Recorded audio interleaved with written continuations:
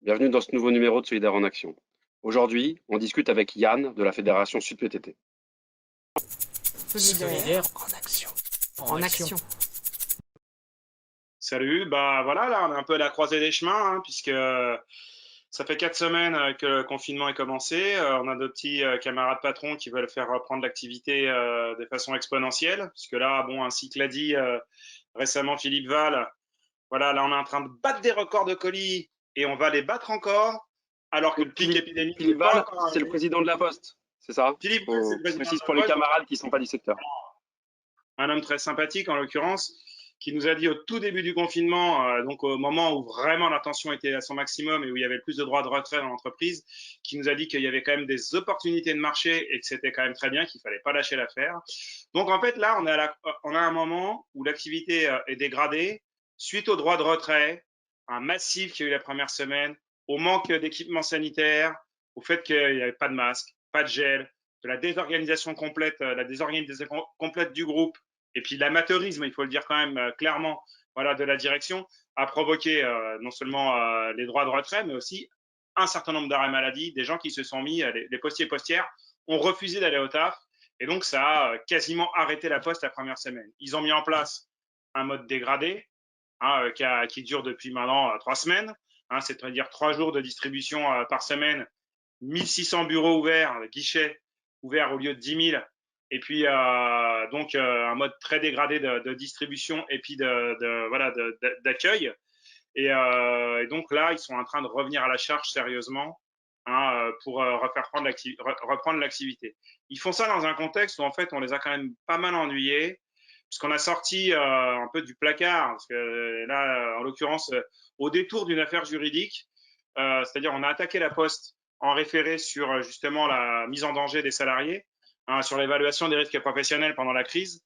Et en l'occurrence, pendant cette petite procédure, il y a un document qui nous est revenu en boomerang et on apprend qu'il y a 24 millions de masques planqués, 24 millions 300 000, un stock de 486 000 lots de 50 masques stockés par la Poste. Or là, la vérité, c'est que jusque très très très récemment, ils ont refusé de donner les masques voilà, aux postiers et postières. On a même un exemple génial là, qui vient de sortir dans la presse à Rennes, où le 27 mars, une copine qui est dans un centre financier met un masque et se fait quasiment sanctionner. On lui dit non, le port du masque est anxiogène pour vos collègues, retirez-le immédiatement. On la somme de le retirer.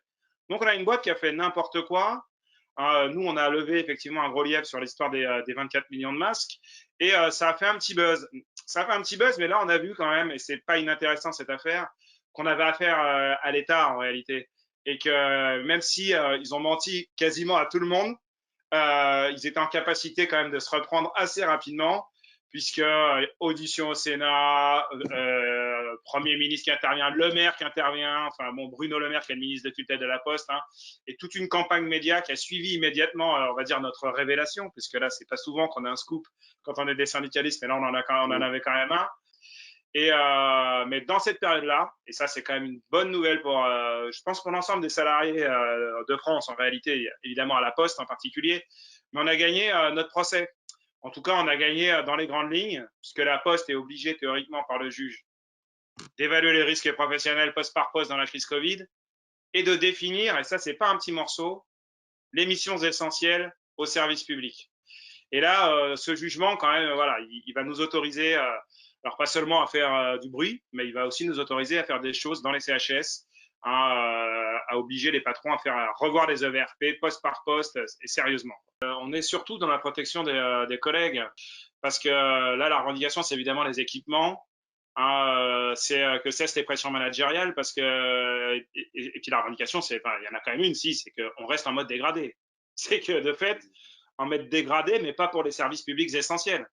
En mode dégradé, mais pas pour les populations les plus fragiles, pour les prestations sociales par exemple, ça c'était un des aspects, mais aussi pour les hostos, tout ce qui est sanitaire, voilà, ça on réclame pas du tout que ça soit dégradé, au contraire, on pense que ça devrait être priorisé.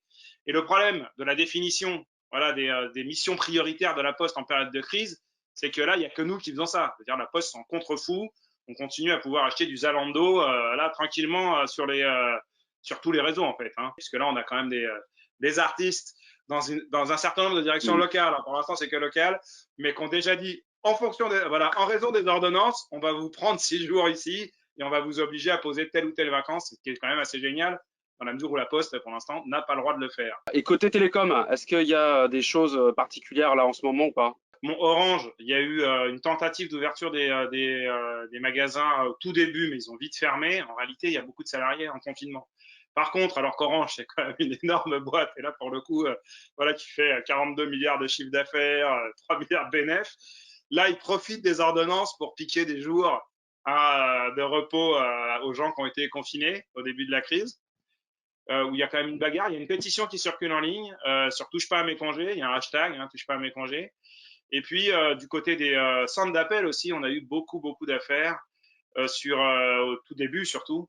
Je pense à Webhelp, enfin en fait, bon, Téléperformance, Webhelp, enfin, il y a beaucoup de boîtes de centres d'appel là, et d'hôtesses et hôtes d'accueil, puisqu'il y a aussi un secteur hôtesse et hôtes d'accueil dans la Fédé, qui ont beaucoup réagi au début, où il y a eu des droits de retrait. On avait eu cette fameuse histoire, je dis fameuse, elle n'est pas assez de notre point de vue, mais à Belfort, des salariés de Téléperformance qui ont débrayé pour obtenir des meilleures conditions sanitaires, ont vu les flics intervenir, et surtout, c'est les flics qui les ont accompagnés sur les plateaux en leur disant non, les conditions sanitaires sont bonnes, sous menace d'avoir tous 135 € s'ils continuent la grève. C'était quand même un truc assez délirant.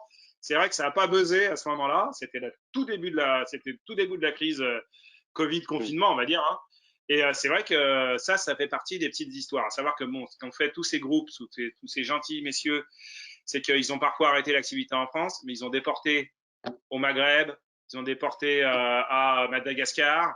Et on sait que sur certains plateaux au Maroc, par exemple, il y a des cas de Covid, quoi. Et vu la situation politique qui prévaut. D'ailleurs, c'est quand même pas une super démocratie. C'est quand même plus compliqué pour les salariés de là-bas de se bagarrer, quoi. Mais on sait que il y a une grosse partie des appels qui ont été déportés dans le Maghreb et puis dans les pays francophones, on va dire. Mais avec évidemment des conditions sanitaires plus que dégradées a priori, même si c'est compliqué de le voir. Il y a une pétition mondiale qui a tourné dans les centres d'appel contre l'ouverture des centres d'appel non essentiels. Solidaire en action. En action. Si vous avez la moindre question sur comment faire au travail dans cette situation de coronavirus, n'hésitez pas à aller sur le site internet de Solidaire, solidaire.org, ou ce numéro vert qui s'affiche, que vous pouvez joindre 7 jours sur 7, de 9h à 19h. Les syndicalistes de Solidaire répondront à vos questions. Portez-vous bien, n'hésitez pas à partager, et à bientôt les camarades.